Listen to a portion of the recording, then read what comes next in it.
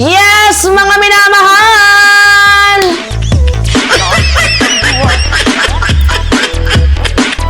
Alisyon ninyo, nagbabalik muli para sa ating panibagong video.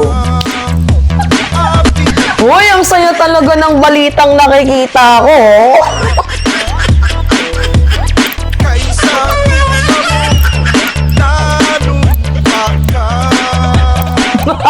Tulip-tip na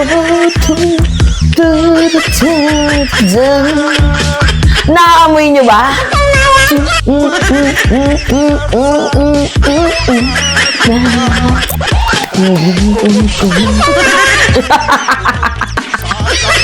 So dahil nga po mga minamahal, nagdeklara na, syempre 'di ba? Mas pinadali ni Sara Duterte ang paghahanap ng kalaban niya Pinadali niya ang trabaho ng mga kalaban kasi 'di ba syempre nagdeklara siyang tatakbo bilang presidente ng bansang Pilipinas.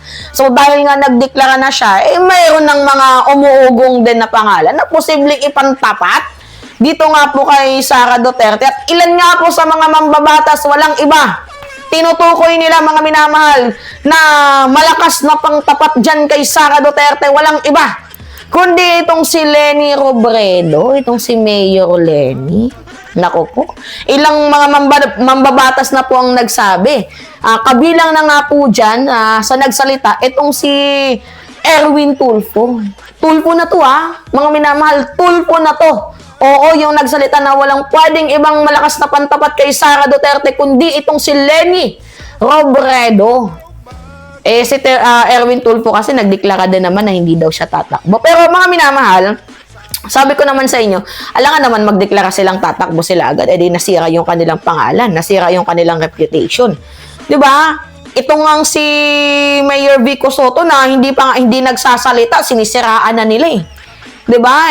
Alam naman natin na malabong makatakbong presidente itong si Vico Soto dahil sa kanyang edad, pero sinisiraan ng mga DDS. Sinasabi na masyado ka pang bata, 'di ba? Sinisiraan nila itong si Vico Soto, lalakas talaga ng amats, no? ng mga DDS. Hindi pa nga nagdedeklarang tatakbo kahit vice presidente, sinisiraan na nila agad. Lalakas ng mga amats ninyo. Anyway, ito mga minamahal, panoodin natin tong sinabi. Oo.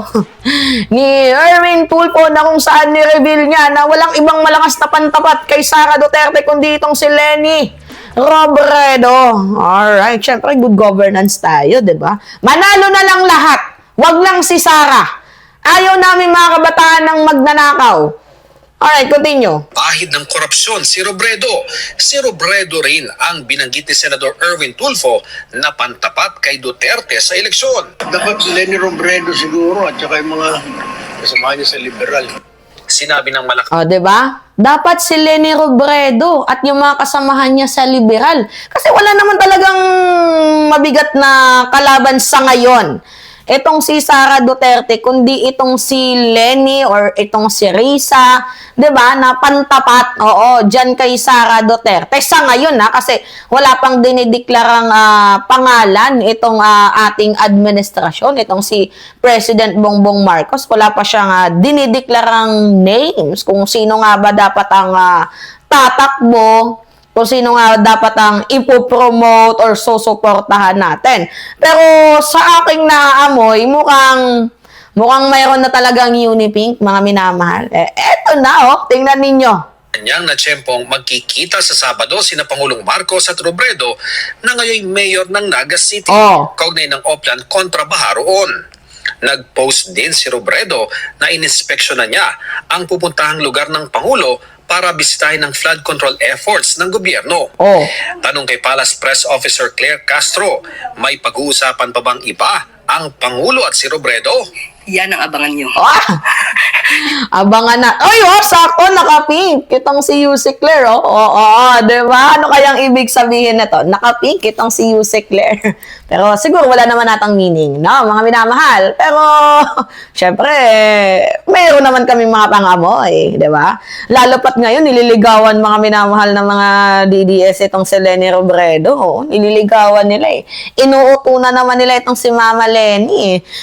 Nililigawan nila kasi alam nilang pwedeng maging kalaban ni Sara Duterte si Leni, ang gagawin nila, patatakbuhin na lang nilang vice-presidente. Kahit nag-vice-presidente na, kung di ba naman itong mga tarantado, itong mga obloks na to, ba't hindi na lang tumakbo bilang presidente itong si Leni, tapos VP ulit itong si Sara? Di ba? Ang minamahal. Alright. Yun lang po ang ating, yun lang po ang binigay na impormasyon.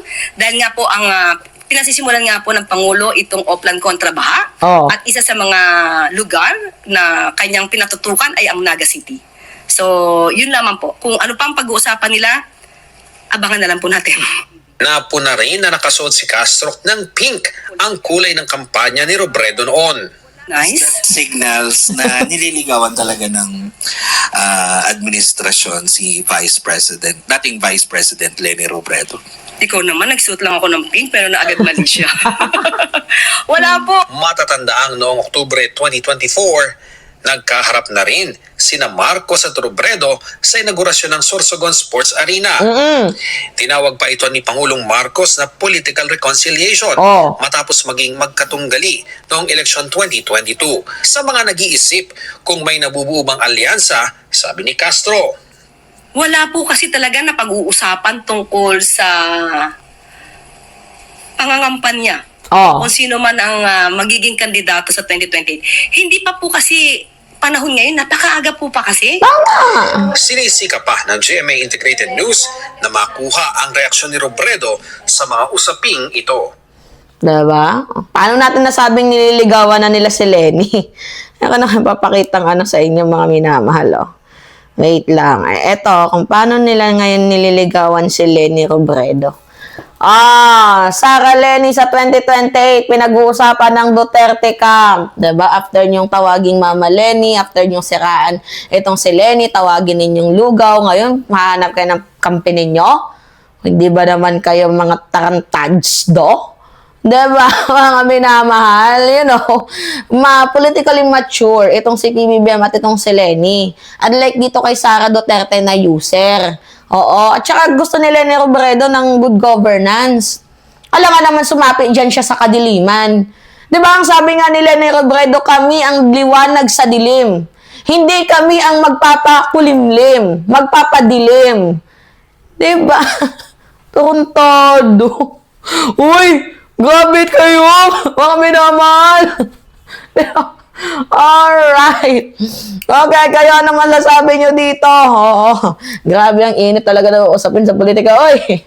It's me again, Alicia ninyo mga minamahal. Pahingi lang ako ng comments, likes, and share. And also, don't forget to click the subscribe and always nyo pong i-hit ang notification bell para lagi kayong na-update sa mga video na ina-upload natin. Maraming salamat at ingat mga kababayan.